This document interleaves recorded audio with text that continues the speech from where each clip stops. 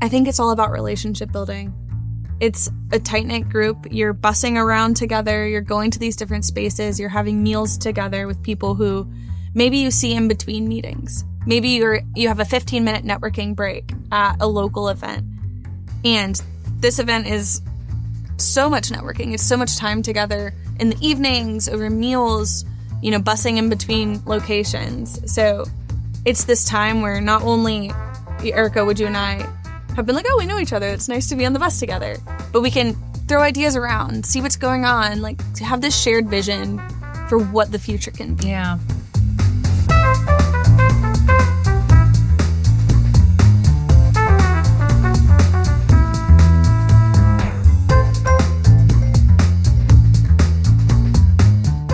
Welcome back to In Good Company with the Greater Raleigh Chamber. Today's episode is all about perspective and how stepping outside of our region can help us lead better within it.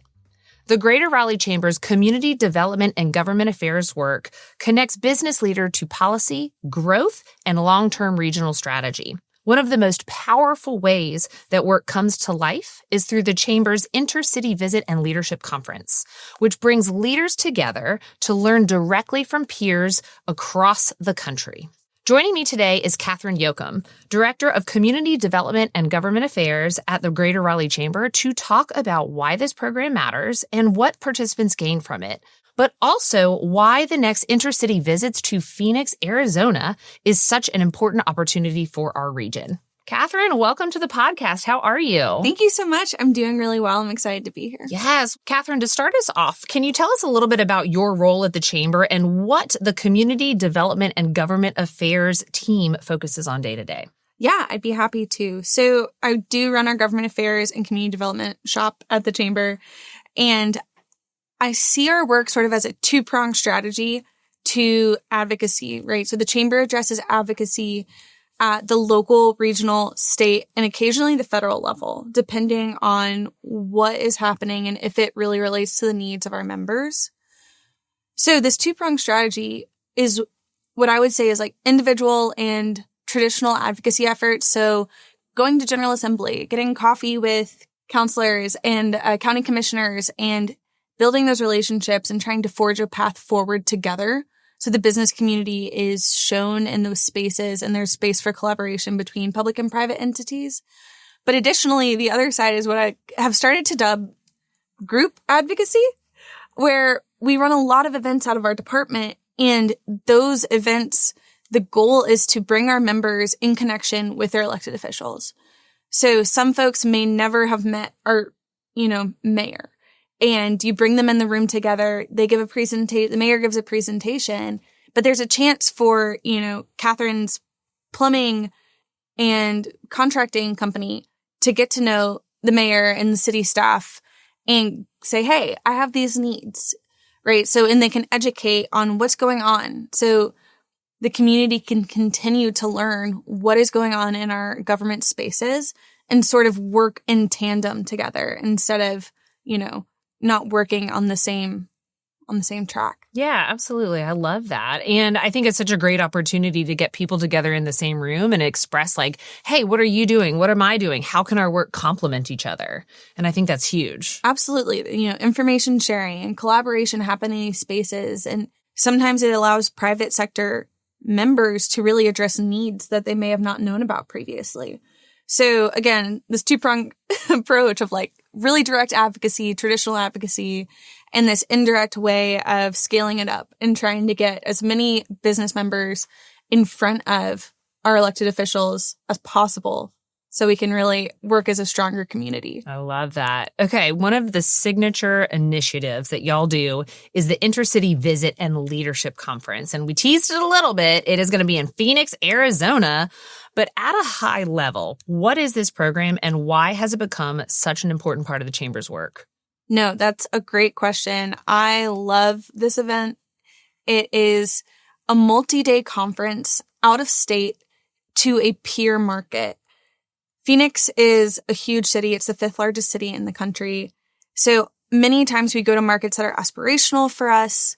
They are growing quickly, and there's so much to learn. So we take 175 business leaders, CEO, people who are active in the community, elected officials. It's a great group. And we all stay in the same hotel. Everyone busses around together. And you learn from different pods of community leaders in this new city. So you're learning from the economic development professionals there.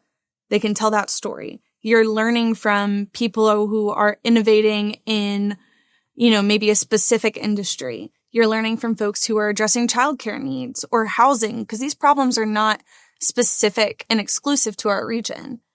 So it gives us a new perspective, like you talked about earlier, to really try and understand maybe we aren't seeing this from all angles. Maybe there are creative ways to think about this problem solving that we're not using yet. It's a great opportunity for doing those things. Yeah.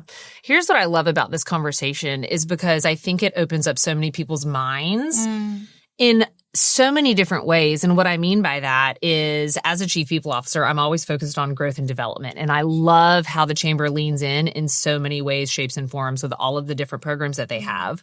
But I've never stopped to think about, how do all of our elected officials and all of these 175 people, how do they learn? How do they continue to grow? So the fact that you're taking these people, you're flying them to an aspiring region, and they get to learn from people there. It's just, to me, it makes me proud to be a part of the area, because I know that they're continuing to stretch themselves to make themselves better for the Raleigh area. So it is incredible. But I'd love to ask you, why is it valuable, in your opinion, for the businesses and the community leaders to really step outside the Greater Raleigh area and to learn from those other regions rather than just cocooning and focusing inward? Absolutely. One thing that really stands out to me when I think about this question is we go to so many places that have assets in the community that we're interested in having here. And it may not be a one-to-one comparison, but getting folks in front of the full product. Let's say, we want to make Dix Park an amazing park for this region. So we can travel places that have parks that are farther down the line, who have had investment, who have had community engagement, who have been doing this work for longer than us. So I think it allows our attendees to see past the blueprint. So when you're talking about, we're really excited to be doing continued development around Lenovo Center.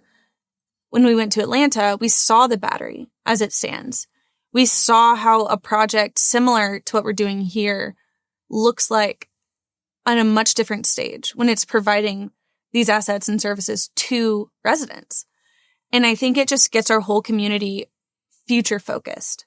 Looking towards the future, looking towards bettering this place. You never want to be a victim of complacency. And I think it allows us to just get really kind of jazzed, honestly, about the future and about what we can do here. Yeah, I love that. It gives you an idea of what's possible. And then you get to take that back and make it even better. So that's incredible. Now, what kind of insights or takeaways do participants who actually go to this conference, the intercity visit, whether it's related to policy or infrastructure or leadership, tell me, what type of insights and takeaways do they have? I think it depends on who you are, what perspective you're coming from. If you're an elected official, what you're going to take away is different than if you're a local contracting company. So the programming is over the course of 2 days, and we try and touch a really wide swath of information. We try and meet with, people in the local business community in that market. We try and meet with people in the workforce and development industry. So talking to educators, talking to higher ed. It just depends. So there will be something for you if you go, because all of these communities like us are diverse and there's so much going on. There's so much good stuff happening. And so it just depends on what you're looking for. I love it. How does this program help shape stronger leadership here in our region, even when the trip is done? I think it's all about relationship building. It's a tight-knit group. You're bussing around together. You're going to these different spaces. You're having meals together with people who maybe you see in between meetings. Maybe you have a 15-minute networking break at a local event. And this event is so much networking. It's so much time together in the evenings, over meals, bussing in between locations. So it's this time where not only Erica, would you and I have been like, oh, we know each other. It's nice to be on the bus together. But we can throw ideas around, see what's going on, to have this shared vision for what the future can be. Yeah. And I love this idea of kind of taking us out of where we already are, right? Expanding our vision, expanding what's possible, but then doing it in a way where we can talk together. And I imagine just a lot of collaboration, a lot of partnerships stem from those types of meetings because you've got 175 people on this trip. Absolutely. Oh my gosh. Incredible. Okay. So this year's trip, we've already said it, it's to Phoenix, Arizona. And I'm sure many of our listeners are like, well, how did we choose Phoenix, Arizona? What are the parallels? What are the lessons that we hope to learn that make it compelling for us to go study? No, absolutely. It makes sense. They're very different markets. And on the surface, you're like, why are we going to the desert? Why are we going to Arizona? It makes sense. But they are dealing with things and have dealt with things that will become and are pressing issues here. They have had explosive growth. So they are the 5th biggest city in the country. Wow. Their county takes 2.5 hours to drive across. Which the is county, not the state. County? Yes. Yeah, which was truly shocking to me. But it's just sort of a vision for what does it look like when you have this explosive growth. So really excited to learn what have they done, what works. You know, they've worked with ASU. They have the largest land grant university in the country is in the Phoenix region. So we have multiple, standout universities here in the Triangle, but they're working in a similar ecosystem with higher ed and innovation. So similar in that way, they have this growth story. In 2008, this is one of my favorite things I learned in planning. So before 2008, Phoenix was what they would call like a bedroom city. So folks come there to live, people retire there. Their primary economic driver was building housing. So when the recession hit in 2008, they really struggled. And, that wasn't necessarily a problem here, but I love this story because it shows you how innovative and creative and goal-driven this region is. Because they said, we never want to face this again. And so they worked incredibly hard to build out an advanced manufacturing industry sector there. They worked hard to specifically curate the economy there to be shock-proof for the future. So when things like the pandemic hit, or when they're having these other like local troubles, or when the political dynamic there is complicated, they're not seeing these difficult repercussions. And so that's something I'm excited to discuss for us locally is what can we learn about how resilient they became in that? And their growth has really shown as well from that. I bet you never thought you'd know so much about Phoenix, Arizona, huh? Look, it's always a surprise what you come away knowing with trips. I love it. I'm interested to know what are some of the previous areas that you've gone to visit as part of this program? Yeah, that's a great question. So since I've been doing this work, we've been to Denver, Colorado. Ooh. Really interesting market, very different from us. Atlanta, which a lot of people were skeptical about, but there was a wonderful, wonderful takeaways from Atlanta. They are doing some remarkable stuff. They turned just like a quick blurb because it's truly so fun to learn these like little tidbits. They had an old rail line that circled the city proper. Mm-hmm. And this rail line was since abandoned. They aren't using it actively, right? So they have reimagined the use of that land. And now they have an active greenway system that encircles all of downtown Atlanta and is a great connector for different areas of the city, has been a huge, economic driver and incubator for small businesses along this belt line is what they call it. So, and everyone came back super excited about our greenway system and how we can continue to better it and utilize it. So that was really exciting. No, that's fascinating. And as someone that came from a state that did not have greenways, like coming here, it was like, oh my gosh, what is this? And it really just opens your eyes up to like, you don't know what you don't know. And you don't know what's possible unless you get out there and you experience these things. So I love that this is part of the work that the Chamber is doing. But Kathryn, I would love to know, what are some of the themes or the issues that you are the most excited for participants to explore while they're out there in the desert?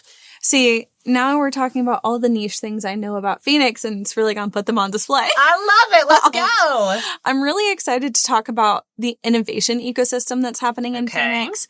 Everything we learned while we were there in preparation is like they're very experimental in their approach to implementing solutions. Really excited for all of our attendees to take Waymos. Waymos are not exclusive to Phoenix, but very interesting. They're everywhere in Phoenix, but I think the idea of saying, we don't know exactly how this will be taken by the market and what people will think, but implementing it just the same. They are doing innovative work in the childcare space. The local airport there has an on-site childcare center for their employees, and they're just really working hard to navigate challenges that lots of large metros are facing. And I'm excited to hear all of the creative problem solving. Even if we can't take it back as a 1-for-1, I think seeing people, try the side door, the back door, these different ways will help everyone from Raleigh really consider what some alternative solutions moving forward could be. Yes. And I've got to say, for anyone who's listening that does not know what a Waymo is, because I did not know what a Waymo was when my friend ordered me a Waymo. It is a self-driving car. It is a robotic car. They're usually nice. They're usually Jaguars. But they're robotic cars, y'all. So, all right, Kathryn, who should consider participating in the Intercity Visit and Leadership Conference? And what would you say to somebody who's kind of on the fence? They don't know. Is it for them? Is it not for them? What would you tell them? I would recommend this trip to anyone who is passionate about this area, who's passionate about the business community, anyone wanting to get engaged further in the future of this region. So that might mean you. It might. It might. But for those who are on the fence, my recommendation is talk to someone who's been on this trip before. Don't take it from me. I love these trips. They are, my favorite work child. They're so fun. But talk to someone who's been year over year. Talk to someone whose first trip was Atlanta or Kansas City last year and hear what they have to say, because I do believe that hopefully they would have good things to say. Yes. Do you get a lot of repeat participants? We get a lot of repeat participants. This program has been going on for over 20 years. Wow. Fascinating. So really long history, and a lot of folks have been doing it for a long time who have made friendships and use this as a chance to strengthen those friendships that work alongside their professional relationships. Again, great spot for collaboration. Well, hey, you might find me there. So tell me then, how does one sign up if they want to participate? Well, go on the Raleigh Chamber website and go to the Intercity page and click to register. There we go. We would love to have you. Amazing. Now, programs like the Intercity Visit and Leadership Conference, they remind us that strong regions don't grow by accident, but they grow by learning, by collaborating, and by being willing to see what's possible everywhere. Thank you, Kathryn. I am so glad that you came to talk to us and to share how this program helps shape smarter leadership and stronger communities here in the Greater Raleigh area, and for giving us a preview of what's ahead in Phoenix. I am super pumped about that. And thank you for listening to In Good Company with the Greater Raleigh Chamber. Please be sure to rate, review, and subscribe for more conversations that explore the people, the programs, and the ideas driving our region forward. We'll see you next time.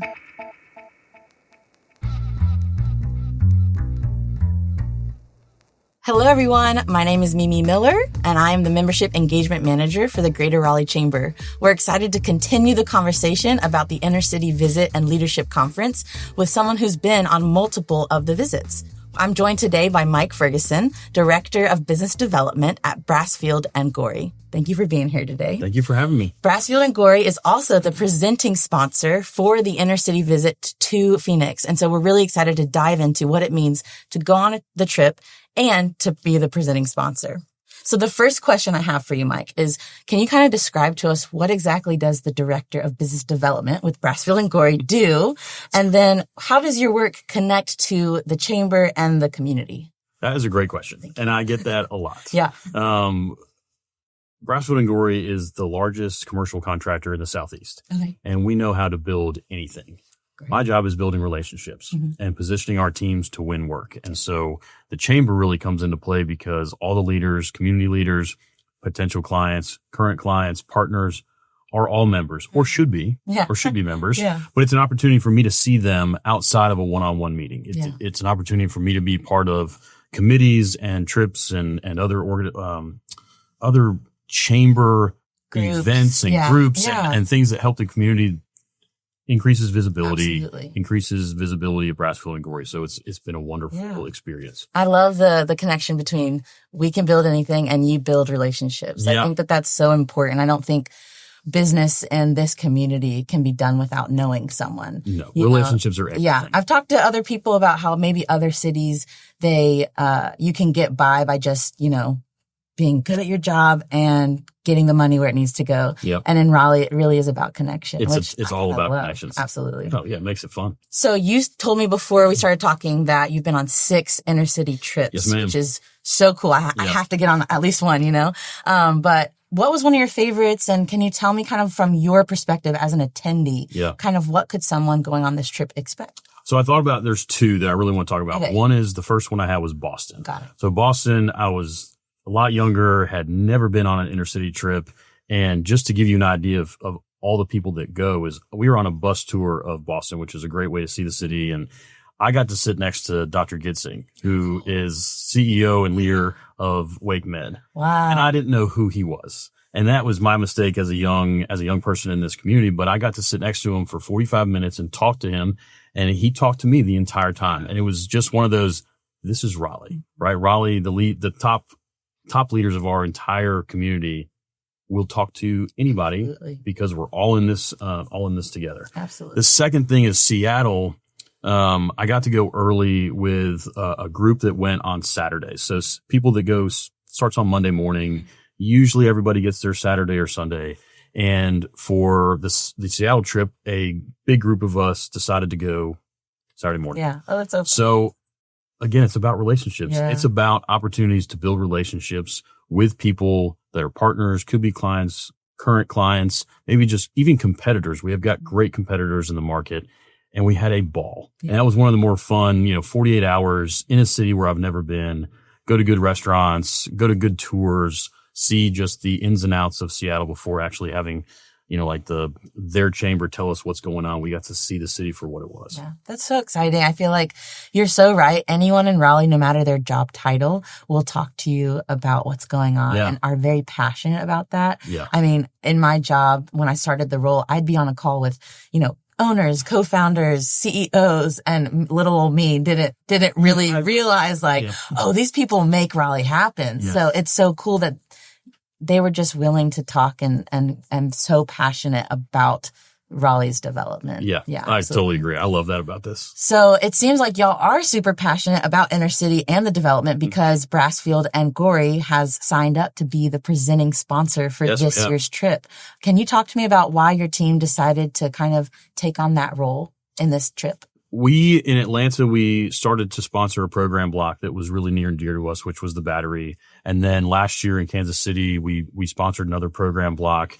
And this year with where we're going, we've got teams in Phoenix. So it's a city that we know a lot about it, but we're going to stay in the Omni. Mm-hmm. Our team and we're always very, very client based, but one of our best clients is TRT Holdings, who develop and manage the Omni hotels. Oh, cool. And so we are building the one in Raleigh, and it just makes a ton of sense for us to support the chamber who's going to make sure that we're in an Omni, and then, we get to support a client at the same time, and that's really important to us. Yeah. I've heard the buzz about the Omni. I'm so excited one's coming to Raleigh. They are absolute best places to go stay. That is awesome. So my next question for you is, because you've gone to so many of the trips, I'd love to hear either a takeaway or insight, or maybe even just a story that kind of has stuck with you through your career and how it's kind of influenced you to be a part of the business development in Raleigh. I think it's going to go back to relationships all the time. It's you never know who you're going to meet or who you're going to talk to something will come back around 2 years later, 10 years later, because you got to share an experience somewhere, whether you shared a drink or dinner or maybe a breakfast, or a bus ride, a bus ride. And at the time I worked for a different company and we didn't do really healthcare. And now WakeMed's one of our best clients. And so to have that connection is really important. I would say that, my life at Brasfield, I came on board almost 5 years ago. It started in Boston and in Seattle, where I got to spend time with Eric Ferguson, who now runs our Raleigh office. Okay. But that was a connection that was made, and, it wasn't intentional for me to go find him out, but it came back around that he enjoyed our company and our conversations, and all of a sudden it's actually he actually should belong at Brasfield and Gorrie. So that's a personal, professional, absolutely, really big win for me. Yeah. But on the other side, it is just the opportunity to have dinner with somebody. Yeah. And I think you have the elected officials dinner, which is amazing because you get time and face to face with elected officials. But the Sunday night dinner, the Tuesday night dinner, those are really important. Yeah. And going in, getting a smaller group of 6 to 8 that you may know or may not know. Yeah. I think that's the really best part about these inner city trips. Well, I love 2 things that you just mentioned. One, the longevity of the relationships that can occur when you meet someone on these inner city trips. It's so important to think about, the future 5-10 years in Raleigh. What can it look like? Yeah. And those relationships can start on these kind of trips. The second thing I love was just the shared experience part. I think it's so special when everyone is so busy. I don't know about you, but this week I've had meetings back to back every day. So it's so fun to kind of get out of the city and have a shared experience with someone over a meal, over a drink, over a bus ride, Yeah. I think that really gives people something to hold on to and have to share, that Whole experiences matter, right? Absolutely. That's how you build relationships. It's multiple times, meeting, learning about each other. And then if you have a shared experience, it's something that you can always come back to. Like, hey, do you remember that time that we were in Denver and we went fly fishing in a city park in Boulder, right? Yes. Like, did you remember the time that we went hiking? Yeah. Do you remember the time that we did whatever? Yeah. And those things are always great to pull on, later on. Absolutely. So my last question for you is, if a business leader is thinking about going, what would you say to convince them that this is the right move for you? That's a great question. I think it is. I think the inner city visit is the most important event that the chamber puts on. And it's because it gets the leaders of our community, elected officials, business leaders, nonprofit leaders, all in the same place. And so you are learning about other cities, the good and the bad. Yeah. We are a growing city, growing metropolis. We know what we would like. We know that people are moving here because it's a great place to live. Yeah. And so we are trying to learn what to avoid from a city standpoint and what to do that actually would help us grow faster. But I would say the biggest thing is you just don't know who you're going to meet and how that's going to affect you and positively in the years to come. And I think the relationships that are built on these trips are amazing. Yeah. And so, yes, we're down probably to 25, 30 people. I'd go ahead and sign up and then budget it for next year because every April we're going somewhere fun and it's about fun. I mean, work is fun, but work is hard. Yeah. And to build the relationships, to get to meet people who you get to see at city council meetings, at other chamber events, at nonprofit events, and they could become clients. You just don't ever know. Yeah, absolutely. So if you haven't gotten your ticket already, please register for the inner city visit this year. We're so excited to have you. Mike, thank you so much for joining. It was a great conversation. I really appreciate you joining us. Honored to be here. Thank you for having me. And thank you for Brasfield and Gorrie being the presenting sponsor. We can't wait for that. Thank you so much for listening to this segment and this episode of In Good Company with the Greater Raleigh Chamber. We'll see you next time. Thanks for listening to In Good Company with the Greater Raleigh Chamber. Be sure to subscribe on your favorite podcast platform so you never miss an episode. If you enjoyed today's show, please leave us a 5-star review and share it with your network. Keep tuning in for more insights on the Chamber's programs, events, and members, and visit raleighchamber.org for info and to register for the Chamber's upcoming events.